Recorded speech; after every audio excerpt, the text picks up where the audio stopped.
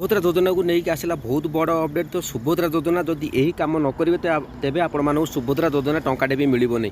तेज कौन रही संपूर्ण अपडेट आपण कौन करने को पड़ो भिडियो में आपको बतईदेवी जहाँ भी तो बर्तमान अपडेट देते उपमुख्यमंत्री प्रभाती परिड़ा। तो यही कम करने को पड़ो, यही कम न कले आपण टंकाटे भी सुभद्रा योजना बेनिफिट मिलनी। तेज चलते संपूर्ण अपडेट मुझे दे दूचे।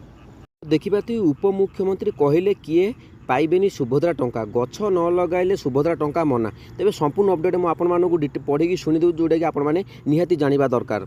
तेबे गछ लगेवाई समस्त बाध्य यहीपरि कड़ा निर्देश देते उपमुख्यमंत्री प्रभाती परिड़ा।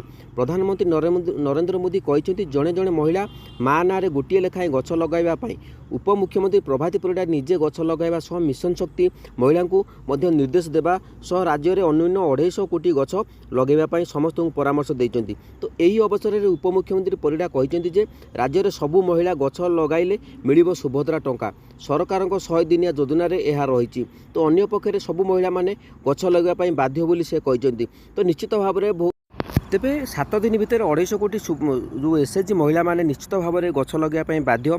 तो आपण मैंने जानी रखुद एक भल पदक्षेप, कारण बर्तमान आपण मैंने जदि आम मैंने जदि गोटे गोटे गछ न लगेबा तेबे आगामी जो भविष्य मैंने अच्छा तो से निश्चित भाव में असुविधार सम्मुखीन हो पारती। देखा जाऊ ये योजनाटी केते दूर लागू होची। तो निश्चित भाव में आपण मानकर मतामत दियंतु ये योजनाटी आपण मानकु भल लागुची कि नाही।